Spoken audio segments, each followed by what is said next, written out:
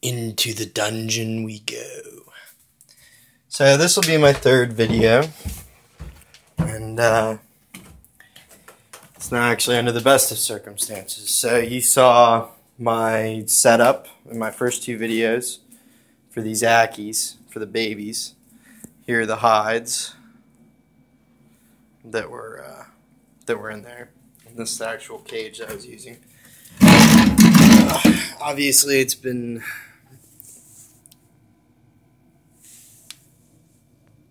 taken apart. That's the light. You can see how high up it is. It's actually a good 8 inches off the bottom. That plays into my next commentary. So shortly after the first video, or the second video I made, where I actually was worried about the light being too bright, I started having Ackies die. I had 3 babies go, and I had to move them. My original thought was, oh, I did something wrong, everything's awful, it's my fault, and I'm wrong about this whole thing. But turns out it was the light.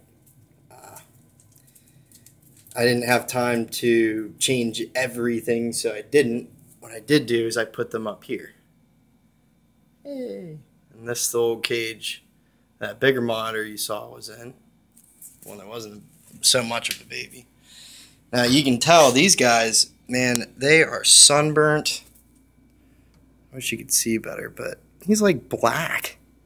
It's insane. See, you looked insulted. Anyway, you can tell he's got this huge crust on him. This big white spot on his head. That's hi, guy. Hi. Yeah, that white spot's just like a dry shed, nasty shed. Now there's 5 of them in here. They're all hanging out in here, yeah. And this is a nice humid area for them. I've got a little bit of water. The cage needs clean, something awful. Now, you guys, you're probably going to criticize how nasty this looks. This is like a day. Okay, this is a day in the life of a monitor. They shit everywhere. They just do. They're babies. They eat constantly and they poop. They eat and poop, and that's all they do. And if they're not doing that, they're basically in this hide. You know, just that's it. Wish you could actually see in there. Bummer. So there's the 4. The other 4. You can see like carcasses of stuff. Look at that. Just roaches and crickets and just dead bodies everywhere. But the babies themselves are doing wonderfully. And they're actually pretty nice. Pretty mellow. All things considered, you know, 3 of them died, and here I was taking the bodies out in front of them and stuff, you know. It's kind of amazing they're not more terrified of me than they are.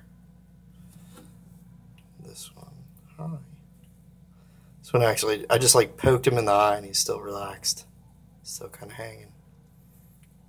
Hi, guy. How about you? No. Well, nobody wants to be held today. But in principle, the basics of having something that is plastic on top and bottom of the same quality, has insulative factor, it works. It definitely works. This also, by the way, is a mercury vapor bulb. It is not a metal halide. The metal halide, I think it just produced way too much UVB light. These guys, they weren't even opening their eyes. They wouldn't go after crickets. They weren't doing any of the stuff you would expect out of a monitor baby. So I probably had 1 or 2 days warning where I should have taken those 3 out, but I was stubborn and I made an error. You guys are gonna watch my mistakes just as much as my, you know, successes. So, on the other hand, this guy is still doing wonderfully. The one in here I showed you in my first video, the basic concept is to have this hide with water or humidity down at the bottom of the hide. And that's important because it simulates a burrow. These guys didn't really have that over in this cage, but I think even if they would have, they just still had problems because they still needed to bask. They still needed to be warm, and they couldn't be, in essence, because they hurt their eyes every time they went to bask, which isn't exactly optimal. Oh, come on now. These guys are zippy, so it's kind of hard to put everything back together. Anyway, hope you guys have a great day, and I hope you enjoyed this video. And I hope you don't make the same mistake. Do not put metal halides too close to babies. Now, I'm not saying metal halides are awful. They are useful in most cases. Like this is much higher up, and it's only really giving off UVB and a little bit of ambient heat. And then you got this light, which is just a regular fluorescent BR30, which is giving just heat. Okay, so metal halide, UVB, BR30, no UVB, but heat. Problem is, if you get these metal halides too close, you'll hurt your animal's eyes, they'll become blind, they'll stop eating.